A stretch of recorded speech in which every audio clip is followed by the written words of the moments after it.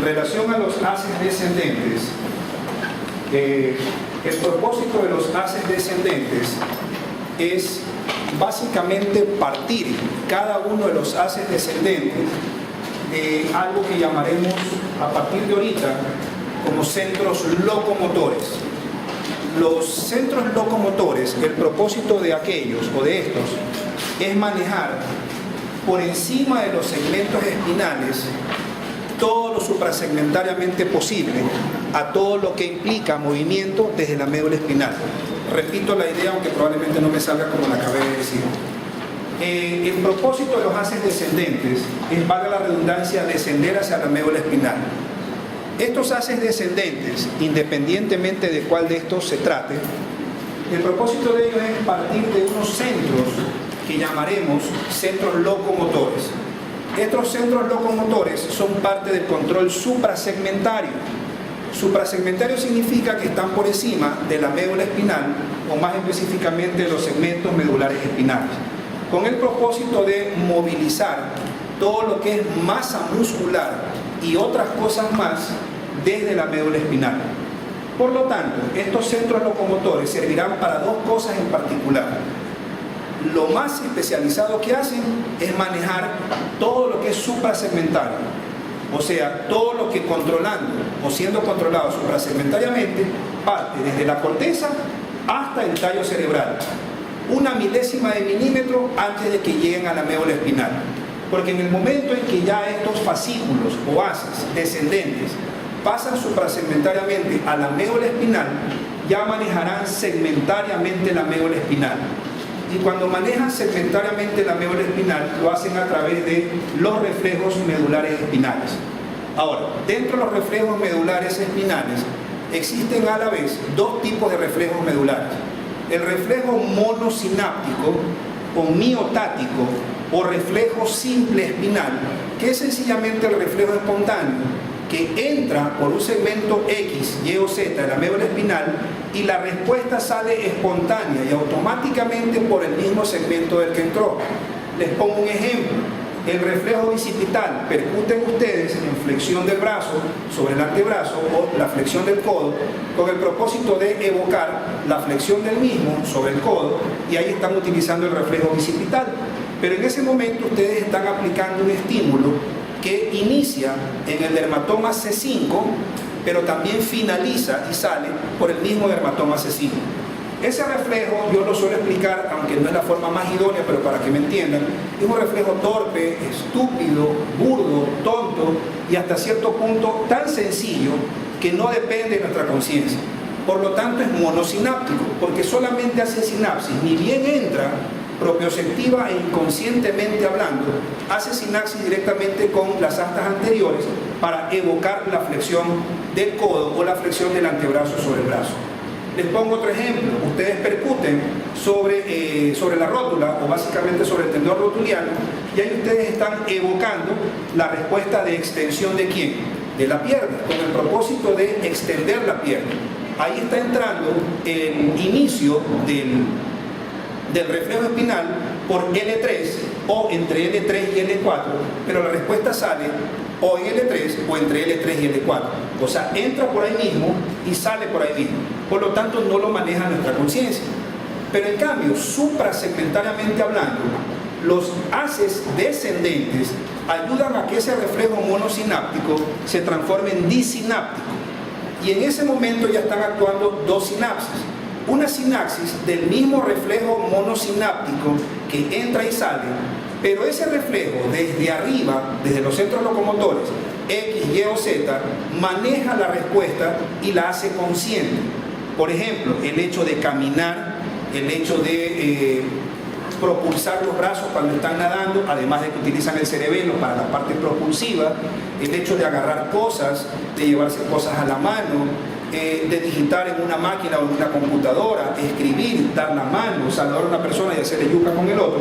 Todo eso implica control suprasegmentario y por lo tanto son centros locomotores. Centros locomotores que para poder actuar conscientemente hablando necesitan un reflejo que sobrepase la calidad de monosináptico y por eso se llaman reflejos disinápticos. Estos centros locomotores parten básicamente, en particular y en especial, de la corteza cerebral. La corteza cerebral se conecta directamente, es la única comunicación directa con la médula espinal.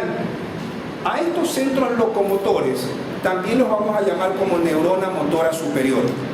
Neurona motora superior significa todo lo que está en la corteza cerebral o el resto, aparte de la corteza cerebral, que son los centros locomotores. Les pongo un ejemplo de centro locomotor: los tubérculos cuadrigémenos superiores, la formación reticular, el núcleo rojo, los núcleos vestibulares y ya vamos a ver un par más. Esos son centros con la corteza cerebral, los llamados centros locomotores. La diferencia es que el centro locomotor que parte de la corteza cerebral es un centro locomotor que tiene una comunicación directa, 100% directa, a medida que desciende hacia abajo, valga la redundancia, hacia la médula espinal. Pero a medida que ese fascículo córtico espinal va descendiendo, múltiples colaterales de ese mismo fascículo córtico espinal se van quedando en el camino. Y se van quedando en núcleos de los pares craneales, ya sean sensitivos, ya sean motores o bla, bla, bla. Entonces, por decir un ejemplo, mientras va descendiendo el fascículo córtico espinal y llega al mesencéfalo, esas fibras se llamarán córtico-mesencefálicas. ¿Por qué se quedarán? Les pongo un ejemplo. En el núcleo básicamente del tercer par craneal, para movilizar a través del motor ocular común todo lo que es supra e infraversión ocular. O sea, todo lo que es llevar la mirada supraversiva hacia arriba, valga la redundancia, e infraversiva hacia abajo. Seguimos bajando en el fascículo córtico espinal, pero no es el mismo córtico espinal, sino que mientras va descendiendo, algunas fibras que vienen de la corteza, descendiendo con el córtico espinal, se quedarán en quien está debajo del mesencéfalo. ¿Quién es? El puente. Entonces serán fibras córtico-protuberanciales. Esas fibras córtico-protuberanciales, unas seguirán bajando como córtico espinal futuro en la médula espinal, pero otras, las protuberanciales o córtico-protuberanciales propiamente dichas, se van a quedar en núcleos de pares craneales en el puente. Les pongo un ejemplo: el séptimo par craneal, o sea, el núcleo motor del facial. Seguimos bajando más hacia abajo, más hacia, y siendo redundantes, y nos encontramos con el bulbo raquídeo. Entonces, esas fibras serán córtico-bulbares, pero también sigue bajando el córtico espinal, que en realidad va a llegar, la palabra lo dice, a la médula espinal. Pero esas córtico-bulbares que lo van acompañando se quedarán en núcleos motores, básicamente motores de pares craneales o de núcleos motores de pares craneales en el bulbo raquídeo. Les pongo un ejemplo: el hipogloso mayor, o sea, el 12º par craneal para la protrusión de la lengua, para elevar la raíz o la punta de la lengua, para movilizarla dentro de la boca cuando estamos masticando, moliendo y bla, bla, bla, o sencillamente solamente para deglutir. Y termina finalmente como córtico espinal, la única comunicación directa. El resto son comunicaciones 100% indirectas. 100% indirectas porque la corteza envía fibras a los distintos centros locomotores, con excepción de la misma corteza, porque la corteza no se va a mandar a sí misma fibras córtico-corticales, ¿sí? Entonces, el propósito de esa corteza, al utilizar mecanismos desde estos centros locomotores de forma indirecta para comunicarse con la médula espinal, se comunicarán, por decirles un ejemplo, con el núcleo rojo. Entonces, esas fibras serán córtico-rúbricas porque van al núcleo rojo. Pero a su vez el núcleo rojo fabrica un haz que indirectamente comunica a la corteza con la médula espinal, pero a través de quién, que hace, como quien dice, de intercomunicador, el núcleo rojo. Entonces, obviamente fabricará al haz o fascículo rubroespinal. Otro ejemplo, los núcleos vestibulares. Hay fibras córtico-vestibulares, esas fibras van de la corteza a los núcleos vestibulares. Y a su vez, los núcleos vestibulares originan un fascículo también indirecto, de comunicación indirecta, que será el vestíbulo espinal, tanto el medial como el lateral.